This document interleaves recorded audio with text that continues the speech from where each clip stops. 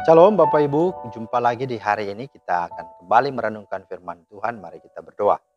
Bapa di sorga, kami bersyukur buat hari berkat hari baru yang Engkau rahmati bagi kami lagi.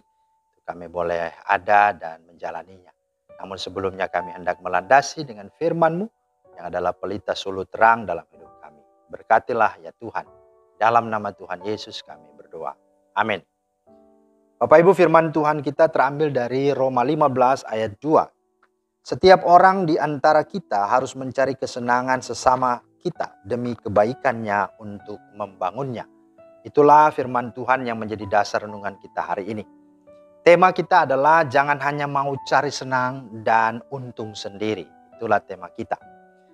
Nah, pada dasarnya setiap orang memiliki kecenderungan untuk mementingkan diri sendiri atau egosentris. Terlebih lagi di akhir zaman ini, menurut 2 Timotius pasal 3 ayat 1-3 dikatakan bahwa hari-hari terakhir akan datang masa yang sukar. Manusia akan mencintai dirinya sendiri dan menjadi hamba uang. Tidak tahu berterima kasih, tidak mempedulikan agama, tidak tahu mengasihi dan seterusnya.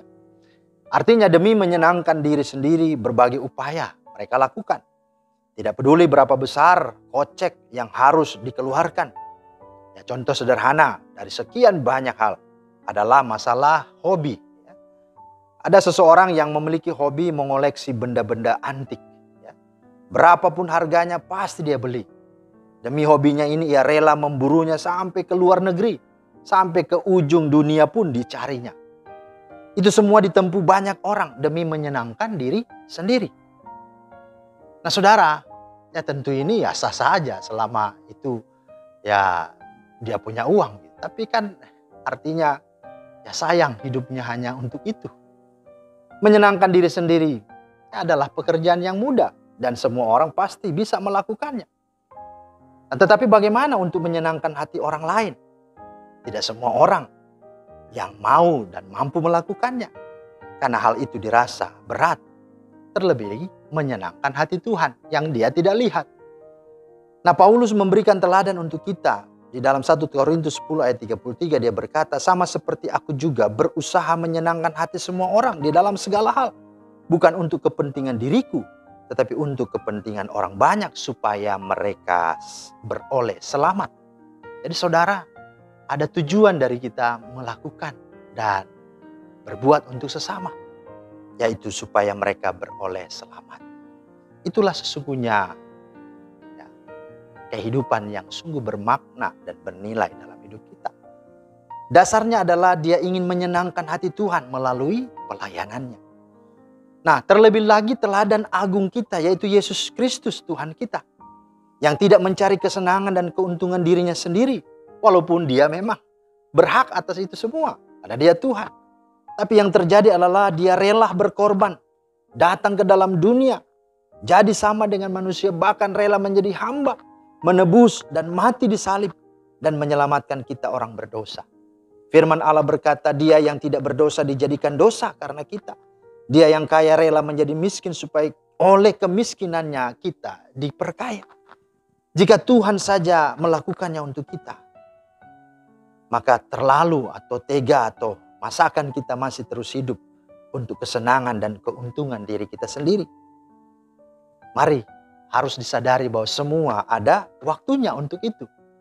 Ya, ada masa-masa kita bisa hidup untuk diri kita sendiri. Tetapi ada saatnya kita harus rela menanggalkan itu dan mulai menjadi orang yang bermakna dan bermanfaat. Karena itu ya harus disadari bahwa semua ada masanya, semua ada waktunya. Maka bertobatlah, maka sadarilah dan tinggalkan itu.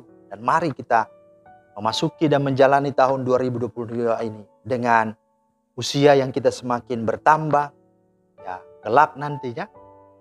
Kalau tidak bisa total berubah, setidaknya perlahan-lahanlah untuk mencoba mendahulukan kepentingan Tuhan dan sesama. Senangkanlah hati Tuhan dengan menyenangkan dan menguntungkan hati sesama untuk keselamatan jiwanya. Ingat, waktu hidup kita ini singkat. Dan semua keinginan dan kenikmatan itu hanya kecil, hanya sebentar dan fana saja. Kalau hal itu mengenai atau menyangkut tentang makanan, paling nikmatnya hanya seukuran jari saja, ya, di bagian lidah dan tenggorokan. Setelah itu udah masuk perut, ya dibuang dalam jamban. Artinya tidak ada lagi gunanya. Kalau hal itu berupa barang-barang mewah apapun itu, maka ujung-ujungnya paling ngengat, ya, rayap, karat yang merusaknya, kata firman Tuhan. Dan sebagainya dan sebagainya.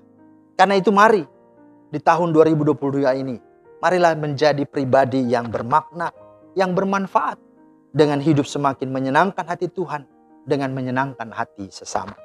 Kata Yesus, ketika engkau mengasihi salah satu dari saudaraku yang paling hina ini, yakni mereka yang lapar, yang haus, yang telanjang, yang pendatang, yang terpenjara, dan seterusnya.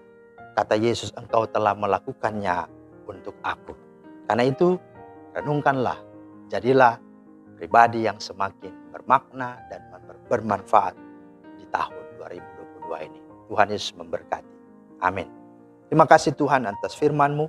Tolong kami supaya kami sungguh-sungguh menghargai waktu Tuhan, hidup yang Tuhan beri. Tahun yang masih ada, kami tidak tahu apakah kami masih tetap hidup di tahun ini. Tapi biarlah hidup dan kesempatan Tuhan beri. Kami mau sungguh berubah menjadi pribadi yang bermakna dan bermanfaat bagi sesama untuk kemuliaan Tuhan. Demi nama Yesus kami berdoa. Amin. Demikianlah firman Tuhan hari ini, kiranya menjadi berkat. Selamat beraktivitas. Tuhan Yesus memberkati. Shalom.